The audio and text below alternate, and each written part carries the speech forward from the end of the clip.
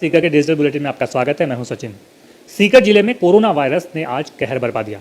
जिले में आज एक साथ 7 लोग कोरोना पॉजिटिव पाए गए, जिनमें 3 खंडेला और रामगढ़ शेखावाटी और एक सीकर शहर के मोचीवाड़ा से मिला है। रामगढ़ शेखावाटी के संक्रमितों में से 2 तो मंगलवार को कोरोना पॉजिटिव मिले शख्स की 30 वर्षीय पत्नी और 12 वर्षीय बेटी है, जबकि एक कल निजी वाहन से 9 और अन्य लोगों के साथ मुंबई से लौटा शख्स है, जो रामगढ़ पहुंचने के बाद खुद ही अस्पताल में सैंपलिंग के लिए पहुंच गया था। खंडेला में पॉजिटिव मिले मरीजों में मंगलवार को रामपुरा गांव में कोरोना पॉजिटिव मिले शख्स का चोकड़ी निवासी साला है, जो उसके साथ ही मुंबई से लौटा था। दूसरी मरीज अहमदाबाद से कोटड़ी लुहारवास गांव आने के बाद कोरोना पॉजिटिव मिले शख्स की 16 वर्षीय बेटी है। वहीं खंडेला के दुलेपुरा गांव में भी एक शख्स कोरोना पॉजिटिव मिला, जो भी मुंबई से लौटा है। इसी तरह शहर के मोचीवाड़ा में मिला कोरोना संक्रमित व्यक्ति भी सूरत से लौटा है। यानी सभी संक्रमित या तो प्रवासी हैं या उनके संपर्क में आए लोग मिले हैं। ऐसे में सरकार और प्रशासन की कार्यप्रणाली पर भी सवाल उठने लगे हैं। कहा जा रहा है कि जिन स्कूल, कॉलेज और छात्रावासों में पहले पलायनवादी मजदूरों को रोका गया था, उनका उपयोग अब बाहर से आ रहे प्रवासियों के लिए क्यों नहीं किया जा रहा है? क्यों इन्हें होम आइसोलेट कर प्रशासन इनके परिवार और कॉलोनी को खतरे में डाल रहा है? बहरहाल एक साथ 7 केस आने से आमजन से लेकर प्रशासन तक में हड़कंप मच गया।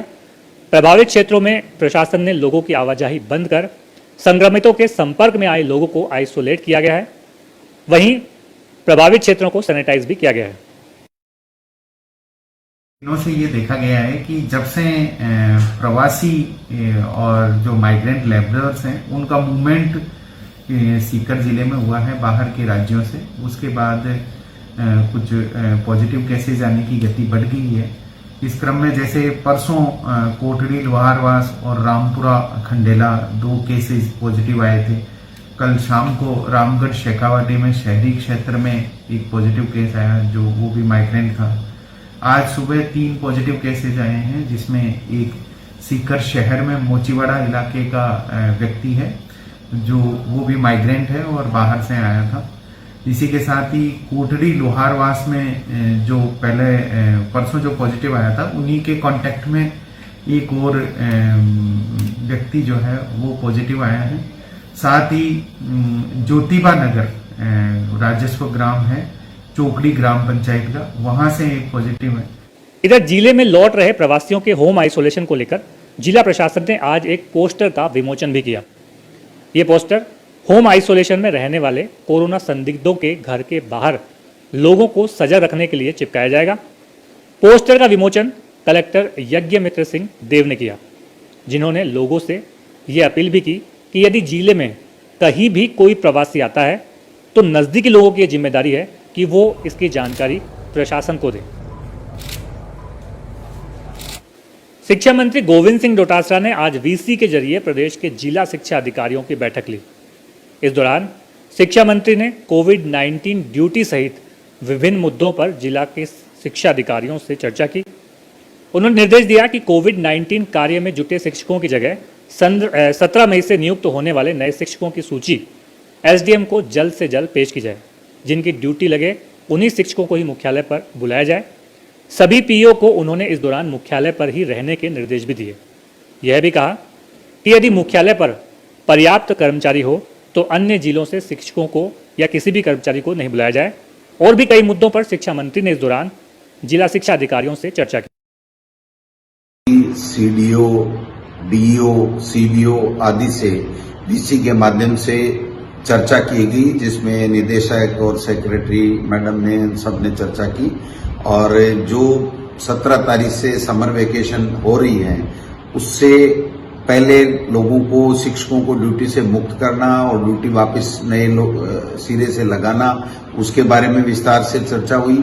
हमारे विभाग के द्वारा जो ऑनलाइन एजुकेशन, जो स्माइल प्रोजेक्ट है या हवा महल है या रेडियो आकाशवाणी के माध्यम से जो स्टडी करवाई जा रही है, उसके बारे में जो कमियां हैं, खामियां हैं या उसको और कैसे बेहतर तरीके से किया जा सकता है, उसके बारे में भी विस्तार से सीबीओ और डीओ के से चर्चा हुई है।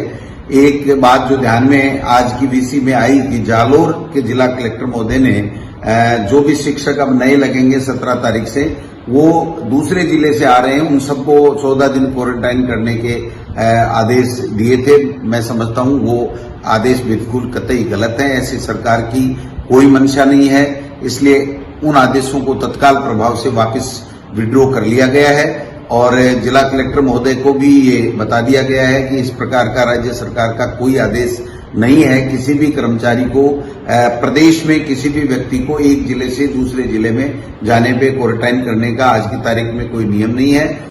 राज्य सरकार ने आज से रेस्टोरेंट और मिठाई की दुकानों को टेक अवे और होम डिलीवरी के लिए शुरू करने की छूट के साथ ग्रामीण क्षेत्र के ढाबों, हार्डवेयर, निर्माण सामग्री की दुकानों, इलेक्ट्रॉनिक्स की दुकानों और वाहन शोरूम को खोलने की छूट दी, जिसका असर आज जिले भर में देखने को मिला।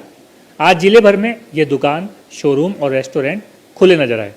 हालांकि रेस्टोरेंट और हलवाई की दुकानों पर इस दौरान ग्राहक नहीं के बराबर ही नजर आए। इलेक्ट्रॉनिक्स की दुकानों पर जरूर कुछ ग्राहक दिखे।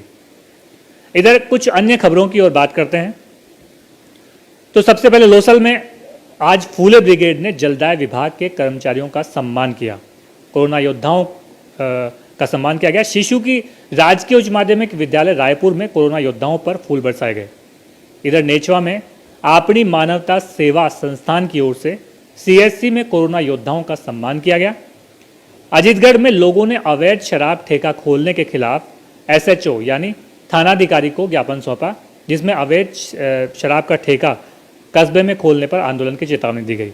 रिंगस के माछावाली में कल सुबह 7 से 11 बजे तक बिजली कटौती रहेगी।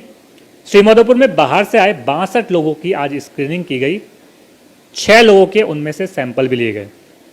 इसके अलावा पत्रिका की खबर के बाद खाटू श्याम जी, नीम का थाना और अजीतगढ़ के सरकारी अस्पताल में 20-20 लाख के मेडिकल उपकरण भेजे गए हैं, यानी ये सुविधाएं उन्हें उपलब्ध करवाई गई है, जिनमें ventilator, multipara monitor, 4+ oximeter, 10 nebuliser machine, 4 syringe, infusion pump और एक एबीजी मशीन शामिल है।